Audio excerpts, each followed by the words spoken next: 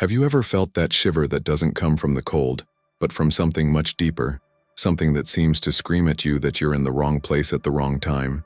Imagine being alone, driving down an endless highway, rain pelting your windshield and the sound of your wipers mingling with the weary roar of the engine. It's night on Route 66. Fog creeps across the asphalt like invisible fingers trying to hold your car together, and every sign you pass glows distortedly in the reflected headlights. Then, in the distance, a blinking light breaks the darkness, a red and blue neon sign, half burned away, advertising a simple motel with the word vacancy, pulsing like a cheap invitation to those in need of shelter. The place looks old, abandoned by time, but at that moment it's the only option. Fatigue is like a weight on your shoulders, and the idea of a bed, any bed, is too tempting. You turn onto the gravel driveway, the sound of stones crunching under your tires, mingling with the distant echo of thunder.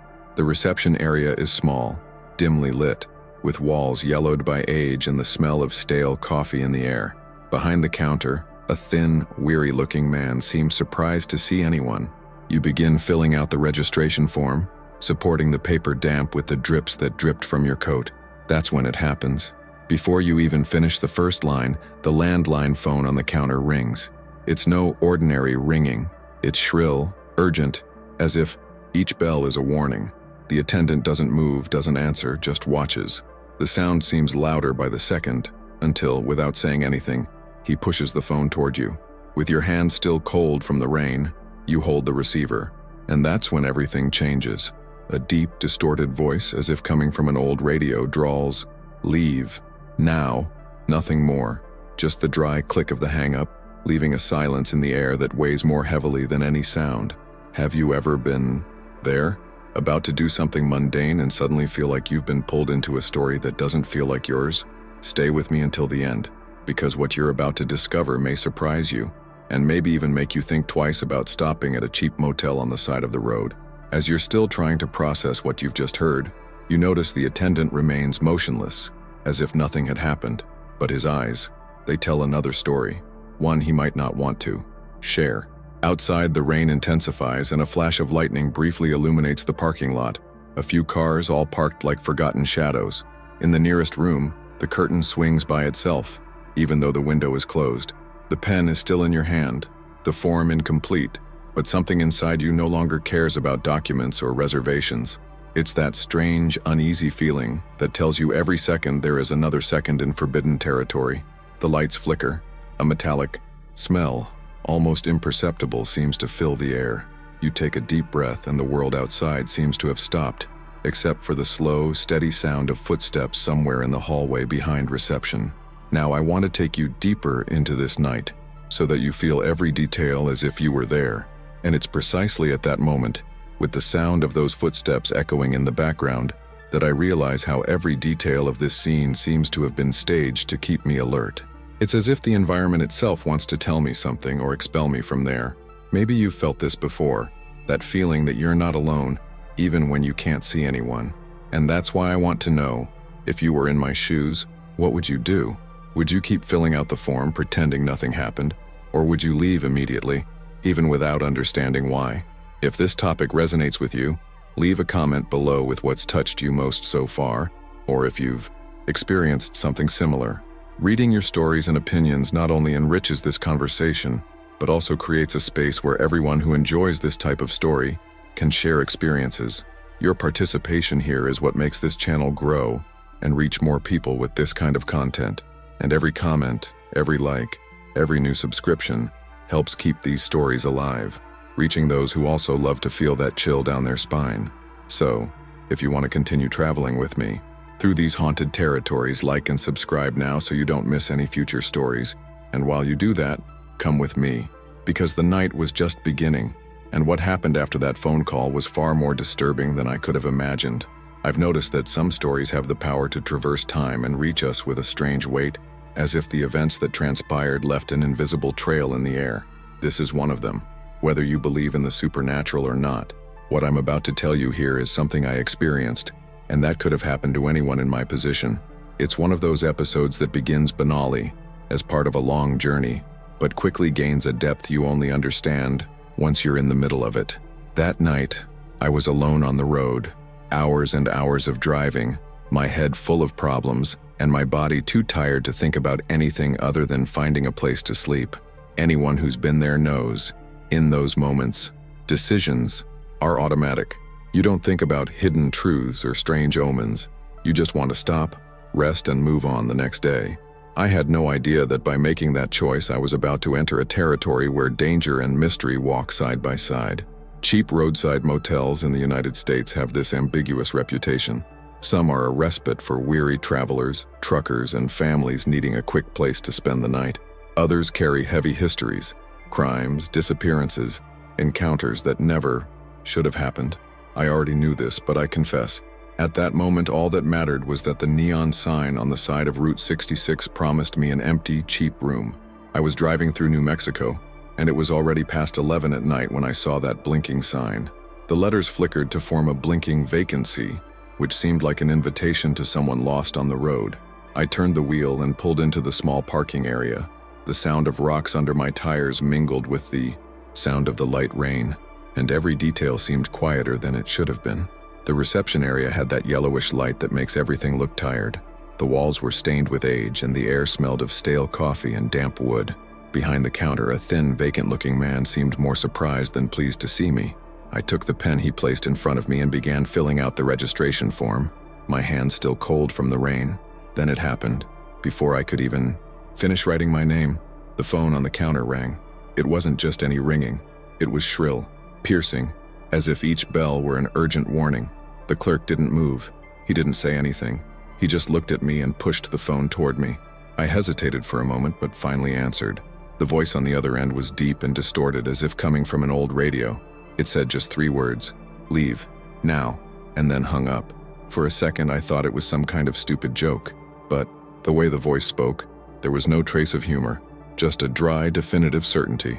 And what bothered me even more was the fact that no one, other than the attendant, knew I was there. At that moment, a million questions began to race through my mind. For someone to make that call, they would have needed to know exactly that I was at the motel, at that moment, about to check in. It wasn't just about finding me there. It was about the exact moment I was there. It was as if everything had been closely monitored. And that's when it hits you. Motels like these are the perfect stage for all kinds of stories that never reach public knowledge. Places where no one asks where you came from or where you're going. Where strangers cross paths without ever exchanging a glance. Where anonymity is as easy as it is dangerous. I began to look around with new eyes. That worn counter, the keys lined with a layer of dust, except for the one the attendant held out to hand me. The distant sound of a car, speeding down the highway, and a strange feeling that I shouldn't be there. I still held the pen, but my instincts were already screaming that every second in that place was a risk. The air seemed heavier, and for a moment I caught a metallic scent, almost imperceptible, like iron or blood. Outside, a bolt of lightning illuminated the parking lot. I saw a few cars, all motionless, as if abandoned. Now I want to delve even deeper into this subject, because there's something few realize about environments like these. They're not just physical constructions, they're containers of energy, intentions, and stories that accumulate over the years. It's as if each room holds not just furniture, but memories, some of them so ingrained in the walls that you can feel them, even without knowing what happened there.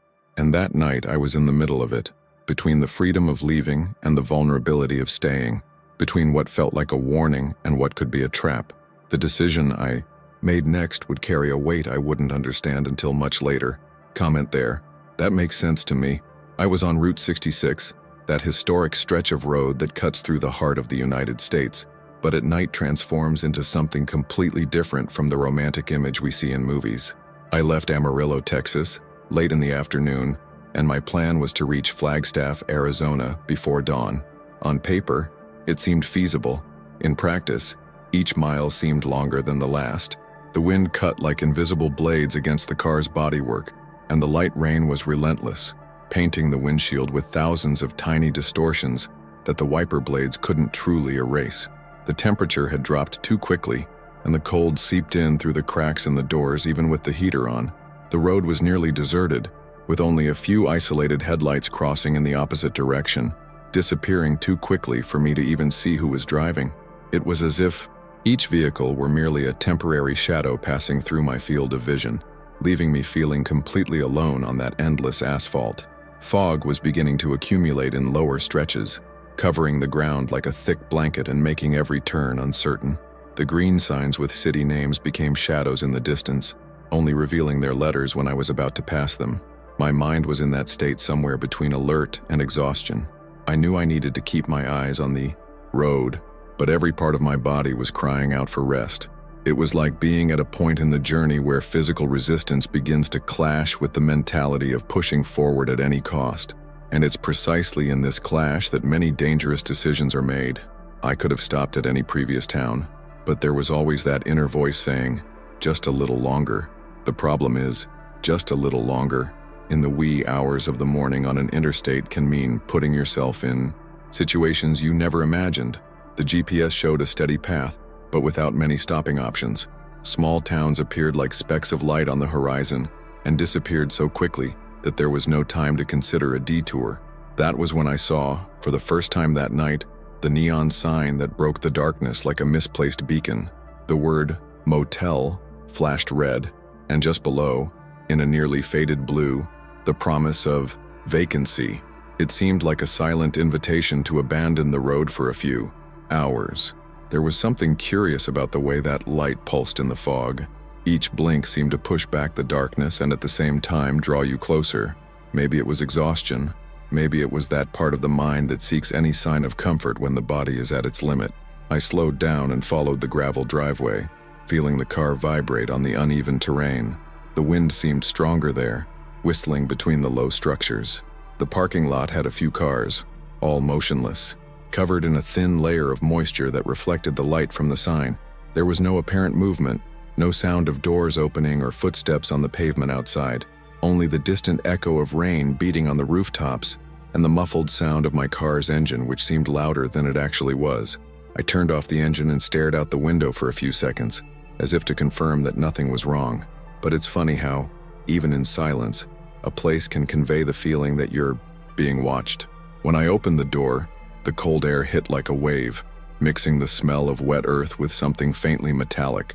The reception area was in a small building separate from the rooms, with a glass door framed by dark wood already peeling at the edges. I walked toward it, feeling the gravel give way beneath my feet, each step amplified by the silence around me.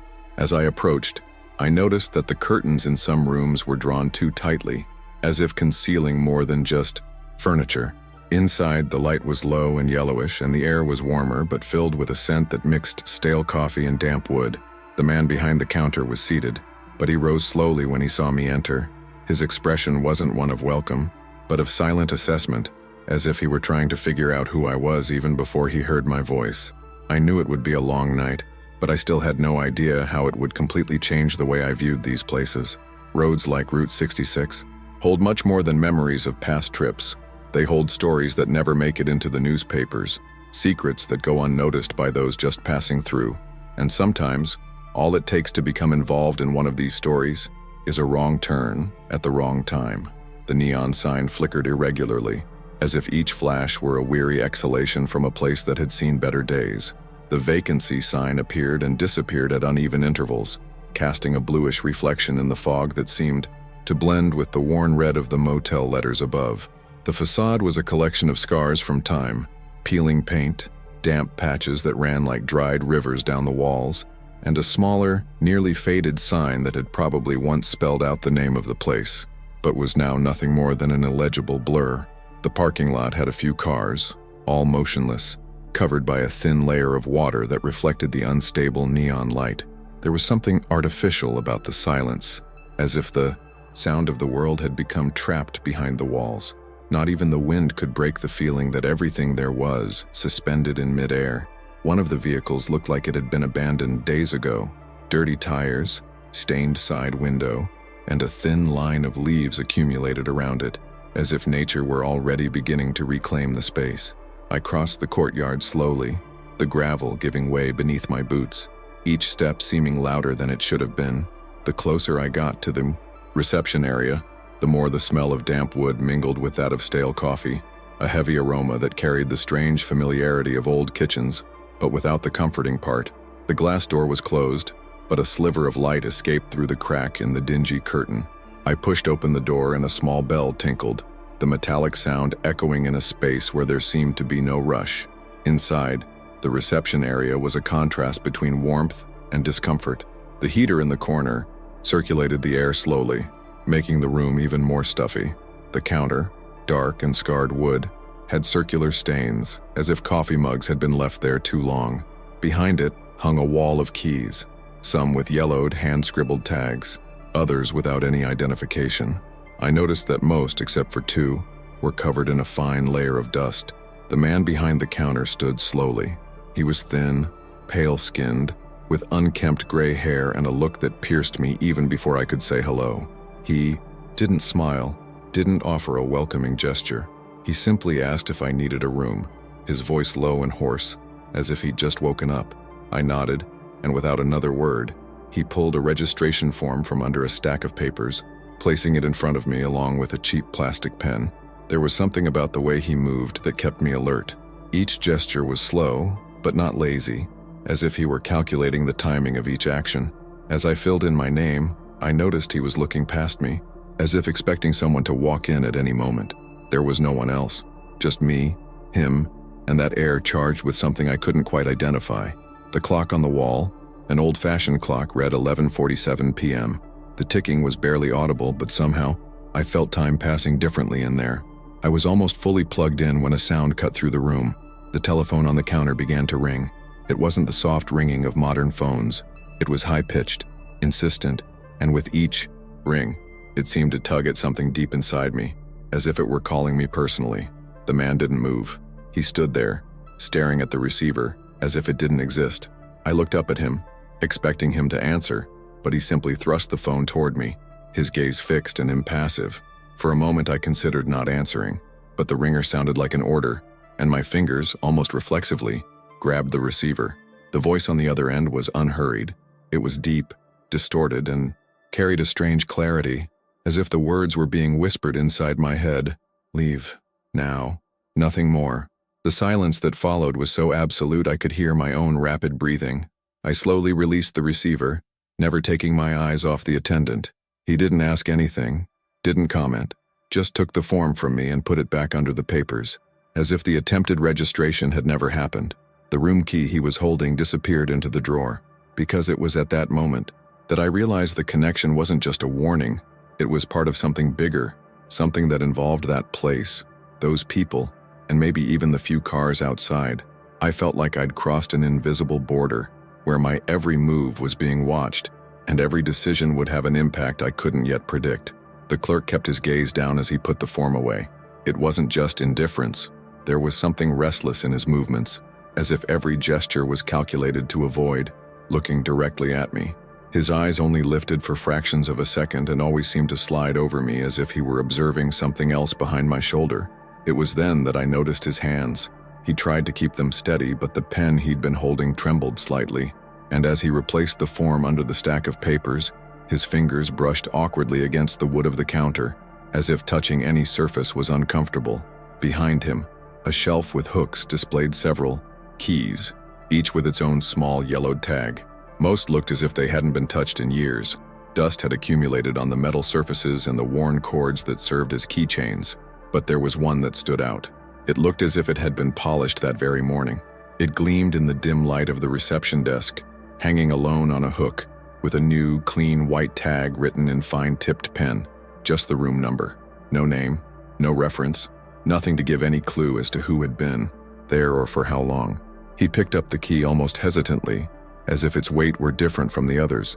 He held it between his fingers and stood still for a few seconds, as if reconsidering something, before slowly extending his hand toward me.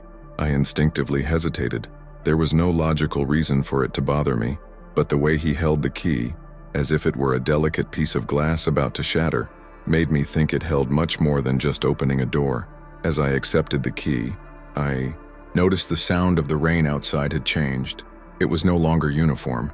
It was as if mixed with the sound of the drops, there was another sound, a faint shuffling like slow footsteps on gravel. I turned my head toward the door, but all I saw was the empty parking lot, lit by the flickering glow of neon. When I looked back at the attendant, he had already withdrawn his hand, hiding it under the counter. The tension in the air was palpable. It wasn't just my imagination. There was something behind the scenes in that place that influenced every gesture, every silence. He seemed to want to say something, but the way his jaw tightened made it clear he preferred not to speak, perhaps out of fear, perhaps out of loyalty to some hidden truth I couldn't fathom. I gripped the key tightly, trying not to show the awkwardness that was beginning to overwhelm me. And then, as if to end any attempt at conversation, he turned and began to arrange a small stack of papers next to the phone. Back to me. It was a simple gesture, but loaded with meaning. He no longer wanted to look me in the eye. Because it was at that moment that I understood that the key wasn't just access to the room. It was an invitation, or perhaps a test.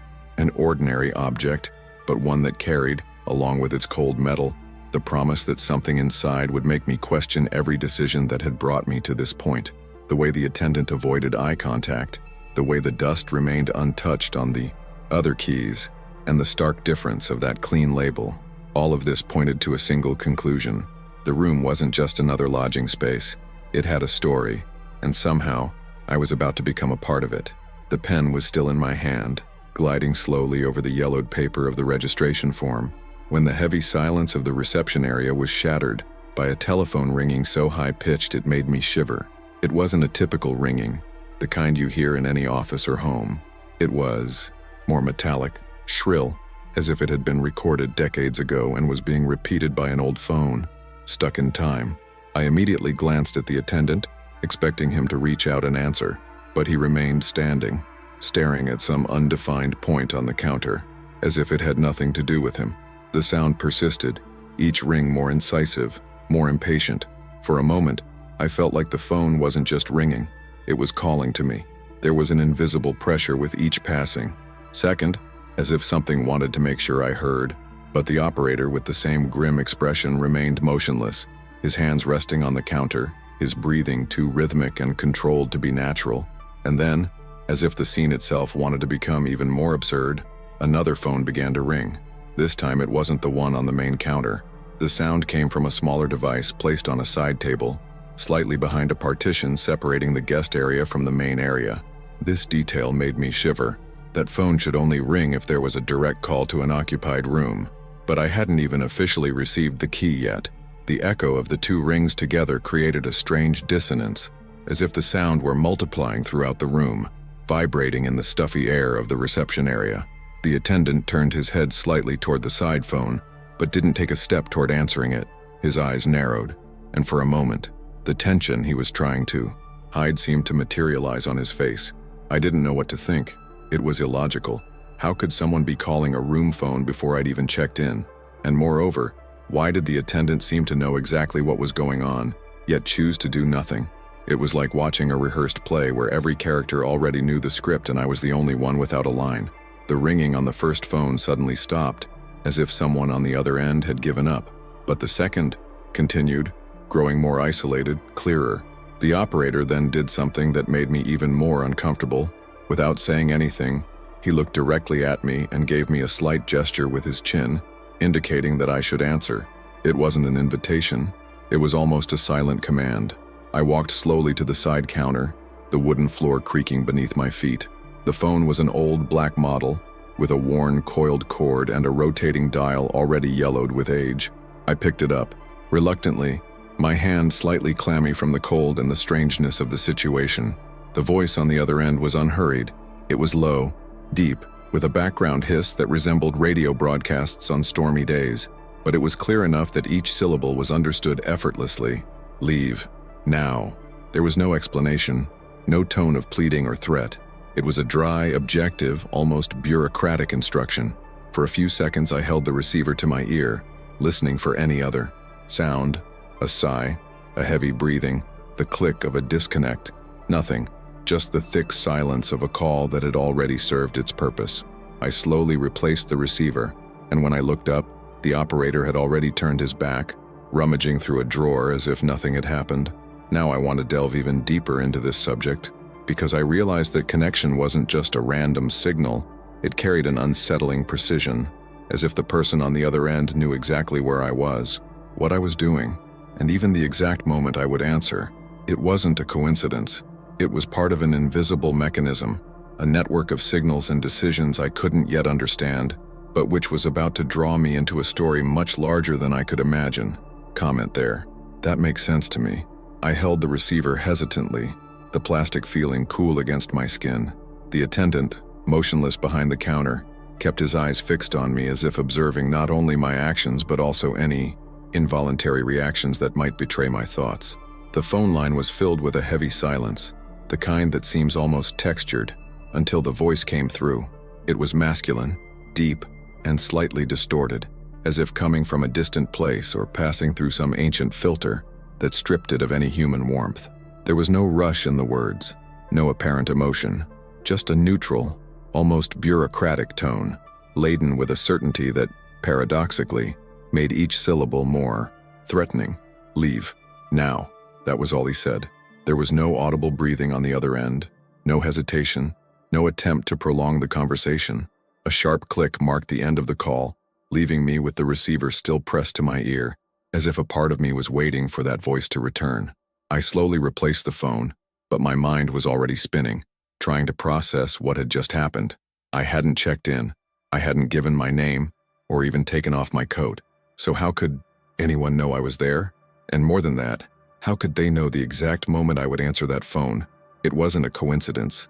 Coincidences have small flaws, gaps you can fill with logic. There was no room for logic in this. I glanced at the clerk, but he had already looked away, pretending to organize papers on the counter. It was a poorly practiced act, and the tension he was trying to hide was as obvious as the tremor I'd noticed earlier in his hands. He knew. Maybe he didn't know every detail, but he definitely knew more than he was willing to say. And there was something in his silence that told me it wouldn't be wise to press questions at that moment. I felt like I was in one of those rare moments when all possibilities open up before you at once and every decision is a point of no return. Part of me wanted to laugh it off and dismiss it as a practical joke. Another, more instinctive part warned me it was time to leave, without looking back. But there was also that almost unhealthy curiosity, the same one that drives some people to peek behind closed doors or read letters that weren't written for them. And this curiosity, combined with the weight of the atmosphere in that place, made me want to understand what was happening. It was strange how the space around me felt tighter after that call. The reception area seemed smaller, the air thicker, even the dim light from the hanging lamp seemed to waver more, casting elongated shadows on the walls, as if the room were reacting to what had just happened. I didn't know if it was a figment of my imagination or if this place truly had a way of distorting the perception of time and space, but every detail seemed meticulously calculated to keep me alert. Suddenly I noticed something I hadn't noticed before. Behind the counter in the corner there was an old ledger open, and the last page filled in wasn't dated recently. The room number there was the same one on the clean tag of the key he'd set aside for me, and the date didn't correspond to any day that week. It made me feel like I was about to occupy a space that, officially, shouldn't even be available. The attendant didn't return my registration form or offer any further information. He simply waved his hand slowly, indicating I was free to proceed. But the lack of formality didn't strike me as a practical gesture. It felt more like an abrupt cut, as if ending the interaction were essential so that something or someone wouldn't have time to react. As I walked away from the counter, still clutching the key, I noticed the phone remained silent, but its presence on the counter had changed. It was as if it were a charged object now, not just a device, a point of contact with something that preferred to remain invisible. I couldn't help but wonder who was on the other end of the line, if it was someone trying to help me, or someone trying to scare me into leaving for reasons I couldn't immediately fathom. Because the voice I heard wasn't just a sound, it was a message imbued with urgency and precision, designed to provoke an immediate reaction. And what disturbs me most is that, even without knowing who spoke, or why, something in me had already been influenced. Maybe it was the tone, maybe it was the feeling of being watched long before I entered that place. Either way, that connection marked the moment I realized my journey that night was no longer under my control. I had crossed an invisible line, and somehow I knew there was no way back. For a moment I tried to rationalize what had just happened. It was easier to believe it was just a bad joke or some kind of poorly planned scam, than to accept the idea that the call might have had another purpose. Maybe someone had seen my car arriving and decided to have some fun at my expense. Maybe it was just a coincidence, a prank call to any guests who happened to show up at that time. But no matter how hard I tried to convince myself of this, there was one detail, impossible to ignore: the exact moment the phone rang. It wasn't minutes later. It wasn't at some random time. It was the instant I was standing there, file in hand, about to write my name. That kind of precision doesn't happen by chance. The shiver started at the base of my neck and slowly ran down my spine, as if a thread of ice had been inserted into my spine. It was a primal sensation, the kind that precedes logic, as if my body were reacting to danger before my mind could process it. The atmosphere in the reception seemed to have changed, even though nothing had actually changed. The air was heavier, and with each passing second, I felt more like I was in unfamiliar territory, not just geographically, but on a deeper plane, where the usual rules don't apply. The operator, for his part, remained strangely neutral. He pretended not to have noticed the call, didn't ask any questions, didn't comment. He acted as if the phone call were just unimportant background noise, but it was in the moments when his eyes darted away too quickly that I realized the hidden truth. He knew, maybe not everything, but I knew enough to understand that the call wasn't trivial, and it was precisely this hidden awareness that made me most uncomfortable. I watched his every gesture, trying to capture any trace of nervousness. When his hands started moving again, arranging papers on the counter that were already perfectly aligned, I realized it was just an excuse to avoid looking at me. The way his fingers moved was almost automatic, like someone performing a task repeatedly to occupy their mind. It made me think he'd seen this scene before, perhaps with other guests, perhaps with results he'd rather not discuss. The key was still with me, and its cold metal felt heavier than it should have. I tried to decide whether to grab my things and leave without looking back, or to keep going, ignoring the warning. The thing is, sometimes curiosity mixes with a strange sense of destiny, as if, for some reason I still don't understand, I needed to be right there, right then. It wasn't just a matter of courage or stubbornness. It was as if my presence in that motel was part of something that was already in motion before I even hit the road. What intrigued me most was his lack of reaction. Any other operator faced with such a specific and disturbing phone call would probably have asked questions or tried to explain. But no, he remained motionless, like an actor who knows his line hasn't yet arrived in the script. It was this passivity that left me with the feeling of being led into a situation I couldn't yet fully grasp, because there comes a moment in anyone's journey when the line between decision and instinct blurs. We like to believe we have control, that every choice is the result of logic and reasoning, but in practice we often act driven by forces we can't name: memories, fears, premonitions. There, standing before that counter, I realized that the next step I took wouldn't just be physical but symbolic. I was about to cross a threshold, and once crossed, there would be no easy way back.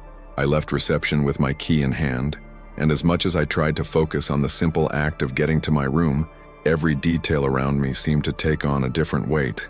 It was as if the call I'd answered had sharpened my senses to pick up on things that would normally go unnoticed. The air outside felt colder than it had a few minutes before, and the unstable light from the neon sign cast shadows that stretched and twisted across the wet gravel. I walked down the outer hallway, passing rows of identical doors, all painted a color that must once have been green, but now resembled a faded shade of mildew. That's when I noticed the first detail that made me pause for a moment. To my left, a curtain swayed gently behind the fogged glass of one of the bedrooms. There was no wind, none.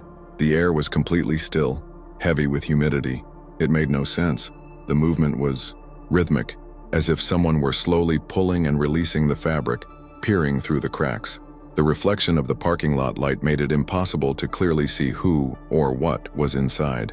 I stood still for a few seconds, trying to decide whether to keep walking or stare at the curtain until something happened. I decided to keep going, but that slow movement remained in my peripheral vision until I turned the corner.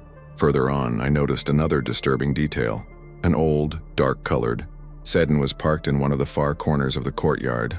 All the doors were open, and the car's interior light remained on, partially illuminating the front seat and the rain-soaked carpet. I looked around to see if anyone was around, but the space was completely empty. There were no suitcases, no sign of anyone else. It was as if the people there had simply disappeared in the middle of something. And strangest of all, despite it having been raining for quite some time, there were no puddles inside the car, as if the open doors were a recent occurrence. This left me with an even more uneasy feeling, because it meant the scene had been staged or had happened just minutes ago, probably while I was at the reception desk. As I tried to rationalize this, I heard the dry sound of paws on gravel. I turned my head and saw a thin, dark-coated dog standing in the middle of the parking lot. He didn't seem lost or aggressive, but he wasn't curious about me either. He stood still, his body tense, and his head slightly tilted, staring at a specific spot near the fence that marked the back of the motel. The dim light made it difficult to see clearly what was there, but the animal's behavior was disturbing. He didn't bark in sequence. It was a spaced, steady bark, almost like a directed warning. Between barks, he growled lowly, as if there were something there only he could see. I followed his gaze, trying to understand what was at that spot, but the fence was covered in dense, dark vines, obstructing any deeper view. Even so, I had the impression there was something behind them. Perhaps a figure, perhaps just my mind, already affected by the growing tension.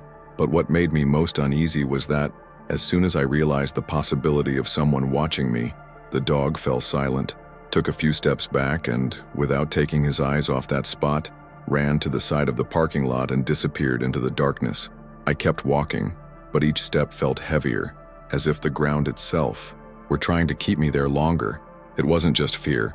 It was the feeling of entering a space not made for me, a place where every element, from a curtain moving without wind to an abandoned car with its doors open, was part of a carefully assembled scene. I didn't know if it was coincidence, but the sequence of these events gave me the impression that I was being led, piece by piece, toward an understanding I hadn't yet grasped. As I climbed the few steps that led to the hallway where my room was, I felt that chill creep up my neck again. The hallway was lit by fluorescent bulbs mounted on rusty brackets, one of which flickered erratically, casting rapid flashes that gave the illusion of movement in the distance. I stopped for a moment and noticed that up ahead a door was ajar. No sound came from inside, but the dark crack seemed to invite, or dare me to come closer. I took a deep breath, trying to maintain clarity. Part of me knew approaching would be a terrible decision, but there was another, quieter and more stubborn part that wanted to understand if someone was there and if that person was connected to the strange signs I'd seen. I took a few steps, but before I could reach the door, I heard a quick noise coming from the next room. The sound of something scraping the floor, followed by a sharp crack like wood giving way under weight. I looked in that direction, but the silence returned so quickly it might have just been a figment of my imagination. But after that mysterious call and all the details my eyes had been taking in, I was no longer so sure what was real and what wasn't. Now I want to delve even deeper into this topic, because I realized that these small signs, in isolation, could be ignored, but together they formed a pattern. And patterns, when they appear in places where the answers are unclear, are often the most important clue to understanding the hidden truth lurking behind the scenes. I still didn't know the role of each element, the curtain, the car, the dog, but I felt they were all connected somehow, as if they were pieces of the same story that was about to unfold. Comment there. That makes sense to me. I stood in the middle of the hallway for longer than I should have, feeling the humidity in the air mix with the weight of the choice that lay before me. Part of me simply wanted to get back in the car, start the engine, and drive down the road, no matter how much fatigue would take its toll on me later. Another part, more curious and perhaps more reckless, insisted that I should stay, that perhaps there was something behind it all that deserved to be understood. It was an internal struggle that couldn't be resolved with logic. My body screamed for rest, but my mind seemed mesmerized by the atmosphere of that place. It was as if every detail, every shadow, and every sound contained in that night was calling me to walk through an invisible door toward a truth no one there would dare tell. I tried to convince myself that the call I'd received was nothing more than a prank or at most a misunderstanding. Perhaps someone had dialed the wrong room. Perhaps it was some kind of local prank meant to scare unsuspecting travelers. But no matter how hard I searched for plausible explanations, something didn't add up. The exact timing, the way the operator reacted, the succession of small signals that had appeared since I'd parked in the courtyard, all of this led me to believe that the story was far from random. I remembered the curtain moving without wind, the car with its doors open and no one around, the dog staring at an invisible point. These weren't just isolated events. They were fragments of a larger narrative, one that seemed to be building around me silently and inevitably. I realized my hesitation wasn't just fear, but a fight against the instinct telling me to leave while there was still time, and at the same time, against that other force pulling me inward, telling me that leaving this place now would be like closing a book halfway through a crucial page. I took a deep breath and decided I would stay. I don't know if it was out of pride, stubbornness, or an irrational need to confront what was bothering me. I climbed the few steps that led to the hallway of rooms and walked to the door indicated by the clean tag on the key the attendant had given me. The hallway was empty, but there was something odd about the way the fluorescent lights flickered.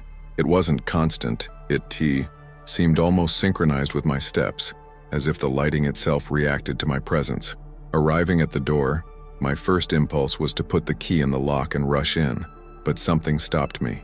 The lock was marked with jagged scratches, deep scratches that looked like they'd been made with something sharp and metallic. I ran my fingers over them and felt the rough relief. These weren't old marks. The edge of the metal still seemed to have a different shine, as if it had been forced open recently. This realization made my heart race because the image that came to mind was of someone trying to get in or out urgently. I pressed my ear to the door, trying to catch any sound coming from inside. Everything was completely silent. No television, footsteps, or even the muffled breathing we sometimes hear when someone is nearby. This silence, however, didn't bring me peace. Quite the opposite. It felt like the kind of silence that only exists when something or someone is waiting for the right moment to reveal itself. I gripped the key tighter and for a moment considered going back on my decision, leaving before even opening the door, returning the key, and facing the dawn on the road, whatever the cost. But there was a weight in the air, a silent call that told me that if I didn't take that step I would never know what was really happening, and this lack of answers I knew would haunt me for a long time. As I stood there studying the lock and the hallway around me, I noticed another disturbing detail. At the bottom of the door, near the frame, there was a dark mark, almost as if something had dripped there and dried. The color was indistinct in the cold light, but the irregular shape and the fact that it was right against the floor made me swallow hard. It didn't look like ordinary dirt. I had the urge to bend down and take a closer look, but something inside me screamed not to touch. I glanced at the end of the hallway and saw the half-open door that had previously caught my attention. It was still in the same position as if it hadn't been touched since I'd first seen it. However, there was a difference. The shadow cast by the opening now seemed denser, as if something, or someone, was on the other side, motionless, watching. The sensation was so intense that I felt the weight of a gaze on me, even though I couldn't see anything directly. It was at that moment that I realized how much that decision to stay wasn't just about resting for a few hours. It was about crossing a threshold. Once I turned that key and entered the room, I knew I would be fully immersed in what, until then, could be left behind. The transformation of that journey wasn't physical, but mental. It was the point where curiosity overcame common sense, and where the consequences of my choices would no longer be predictable, because the scratched lock, the mark on the doorframe, the half-open door at the end of the hallway, they all seemed part of a single plot. They weren't just isolated warning signs, but connected fragments of something larger, a story that had somehow chosen me to be the next to live it. I still didn't know if this choice was conscious or predestined, but the feeling that I was about to discover something that would completely change the way I saw this place was inescapable. I cautiously turned the key and pushed the door open, which opened with a muffled creak, revealing a small room with walls covered in old, faded wallpaper. The smell inside was a mixture of mildew, aged wood, and something faintly metallic I couldn't immediately identify. The light came from a dingy lampshade on a side table, casting a faint yellowish glow that barely reached the corners of the room. I dropped my backpack beside the bed, trying to shake off the weight of the strange sensation that had been with me since the reception desk. It was then that I noticed the phone, an old-fashioned black rotary phone, with a scratched base and an unevenly coiled cord, as if it had been twisted many times. It sat on a small table near the window, looking completely out of place, an object from another era, lost in the present. I walked to the bed and sat down, wondering if I could ignore the atmosphere and simply sleep for a few hours. But there was no time for that. The phone rang. The sound was so abrupt it made me jump in my seat. Unlike modern phones, the ringing had a harsh, insistent, almost aggressive timbre that seemed to vibrate through the walls.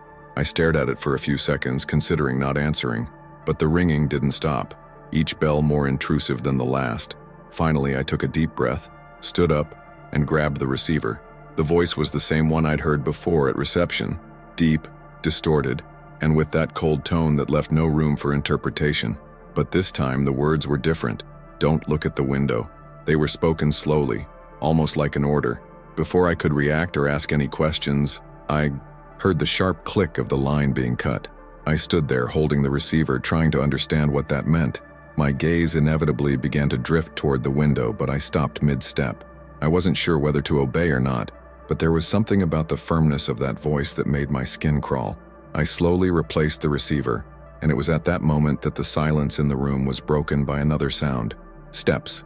They came from the hallway, slow, spaced out, as if whoever was outside was in no hurry. The sound was irregular, as if one of their legs were dragging slightly. Each step seemed closer, until I could hear the faint creak of the floor beneath their weight. My heart raced, and suddenly, all the smaller sounds in the room, the low hum of the lamp, the distant click of ancient plumbing, were drowned out by the hypnotic sound of their footsteps. I couldn't decide whether to stay where I was or approach the door. Part of me wanted to look through the peephole, confirm if anyone was really there. Another part knew that, after everything that had already happened that night, perhaps the worst decision would be to seek immediate answers.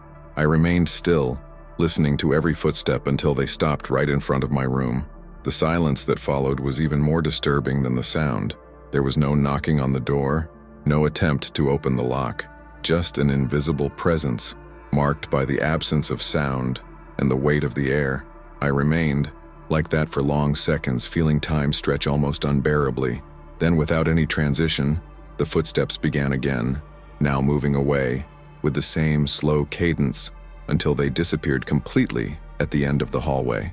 Now I want to delve even deeper into this subject, because I realized it wasn't just the voice or the footsteps that disturbed me. It was the way everything was happening in a precise sequence, as if each event was calculated to put me in a constant state of alert. There was no improvisation here. It was a sequence, and I was following an invisible script, unsure if the next act would bring me answers or just more questions. Comment there. That makes sense to me. I stood still for a moment, trying to convince myself that following the order I'd just heard, not looking out the window, would be the most prudent decision. But the more I tried to obey, the more curiosity crept in, like an inner pressure impossible to ignore. It was like holding your breath for too long. Eventually, inevitably, you give in. The tension no longer came just from what was happening outside, but from what might be happening inside me. I knew that once I crossed that line, there would be no going back. I rose slowly, each step toward the window accompanied by the soft creak of wood beneath my feet. The lampshade in the corner cast a dim glow, and as I approached, I realized it barely reached the curtain. The thick fabric was closed, but not completely. There was a small, almost imperceptible gap that let out a streak of whitish light. I reached out to pull back the curtain, feeling the roughness of the fabric against my fingers, and in that instant, I wondered if I was about to make a mistake that could scar me forever. The curtain slowly parted, revealing the window. A light rain blurred the view of the parking lot, turning the lights into flickering blurs, as if the world outside were a painting someone had smudged with their hands. I leaned in slightly to try to focus, but something caught my attention immediately and almost painfully. It wasn't what was outside. It was what was reflected in the glass behind me. In the reflection, I saw the silhouette of something that didn't correspond to anything else in the room. A tall figure, taller than me, slender, with an almost human outline, but one that seemed distorted at the edges, as if made of smoke or shadow. There was no visible face, only an absence of light where it should have been, an absolute void that reflected nothing. The arms, too long to be proportionate, hung motionless at its sides, and yet I had the feeling that the thing was watching me with undivided attention, as if every beat of my heart were a sound too loud for it to miss. I couldn't move. Every muscle was rigid, frozen between the urge to spin around and face it directly, or simply throw myself against the door and run. But there was something hypnotic about the reflection. It was as if the presence knew exactly that. The glass held me captive, like a spectator forced to watch a scene whose ending has yet to be decided. I tried to reason, to search for a logical explanation. Perhaps it was a trick of the light, a shadow cast from outside, or even my own image distorted by the glass and the room's uneven lighting. But deep down, I knew it wasn't that. There was a real weight behind me, the same density in the air I'd felt earlier when the slow footsteps echoed in the hallway. And that density was now so close. It felt like it brushed against my skin. I took a deep breath, trying to regain some control, and with each breath I could hear a faint, almost imperceptible sound, like the creaking of wood, but coming from inside the room, exactly where the reflection indicated the figure was. My entire body went into a state of alert, and with each passing second, the fear transformed into a kind of raw adrenaline, a survival drive that made me reconsider everything I had decided up until that moment. It was then that I noticed another detail that froze my blood. In the reflection, the figure's arms began to move slowly, as if she were raising her hands toward me. It was a controlled, almost deliberate, unhurried movement, as if she had all the time in the world to achieve what she wanted. I didn't hear footsteps. I didn't feel a shift in the air, but I knew the space between us was shrinking, and that if I continued looking, I would see far more than I wanted. In an almost involuntary act, I closed my eyes and walked away from the window, back to back without turning. I didn't want to confirm with direct vision what the reflection had already shown. Each step back seemed longer than the last, as if the ground were stretching out to maintain the distance between me and the door. At the same time, the feeling of proximity of that presence grew, as if it were synchronizing its advance with my attempt to escape. My feet stumbled on the rug next to the bed, and the impact brought me back to awareness. I opened my eyes expecting to find something in the room, but it was as before, empty, still, silent, and yet the temperature had dropped. Not the damp chill of rain, but a dry, almost biting chill that came from a specific point behind me. Because I realized the reflection wasn't just a visual warning, it was a calculated revelation. A reminder that the presence accompanying me didn't need to show itself directly to assert its dominance over that space. It was behind the scenes, controlling the narrative, deciding the pace and scope of each interaction. And somehow I knew that what I saw in the glass wasn't its full form, but only a fraction of what it truly was. The room seemed to have returned to normal, but I knew this normalcy was just a facade. It was as if the entire space was breathing along with me, waiting for my next move. I stood in the middle of the room, listening for any noise that might betray the presence of something or someone in there. Nothing. The silence was so thick it pressed against my ears. I could have run then and there, dropped everything, and fled through the door. But a part of me, the one that had already crossed too many lines to return, knew that leaving like this wouldn't end anything. Quite the opposite. The phone, motionless on the table, seemed to be watching, not as a device, but as if it were a point of contact with what lay behind it all. And the window, even closed, continued to draw me in like a portal I shouldn't cross again. I tried to move away from it, but I felt almost physically the weight of a gaze resting on my back. It was in that instant that I realized that no matter which way I turned, the center of that sensation was always right behind me.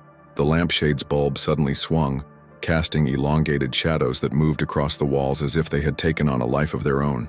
The reflection in the glass, which had previously shown that figure, was now distorted, as if the surface of the glass were liquid, rippling slightly. I didn't know if it was real or if my mind, already at its limit, was beginning to fill the silence with images that didn't exist. But when I saw the darkened outline slowly emerge from the distortion, I knew it wasn't my imagination. A sharp crack echoed behind me. I whipped around, but there was nothing, just cold air that seemed to have entered through an invisible crack. My body reacted before my mind, and I took 2 steps back until I felt the wall behind me. The space, which had previously seemed reasonable, now seemed to shrink as if the entire room were closing in on me. It was at that moment that I noticed a barely audible sound coming from the hallway. It wasn't regular footsteps, but something more drawn out. Paused as if something were approaching slowly, deciding each move. The front door handle made a soft click, as if being tested from the outside. It didn't turn all the way, but it was enough to make my heart race.